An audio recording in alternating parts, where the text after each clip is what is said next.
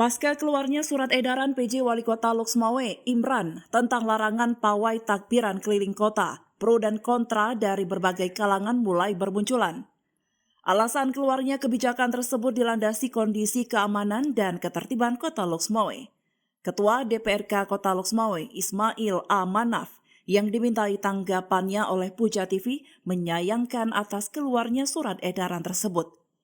Dirinya tidak sepakat karena situasi dan kondisi Kota Loksmawe sudah mulai baik dan tidak lagi seperti masa pandemi COVID-19. Dirinya berharap jika warga Kota Loksmawe ingin melaksanakan takbiran keliling kota agar tetap menjaga ketertiban dan keamanan dalam berlalu lintas. Kita yang pertama sangat kita sayangkan terkait dengan seruan yang disampaikan oleh Bapak PJ Wali Kota Loksmawe terkait dengan larangan takbir keliling.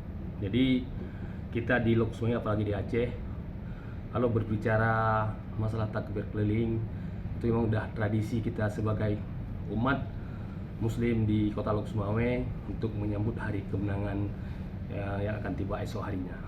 Jadi kita juga mengharapkan kepada masyarakat, mengingatkan yang ingin melaksanakan takbir keliling, silakan laksanakan takbir keliling dengan tertib, dengan aman, menjaga ketertiban umum supaya tidak terjadi hal yang tidak kita inginkan. Dari Loksmawe, Denny Muhtadi melaporkan untuk Puja TV Aceh.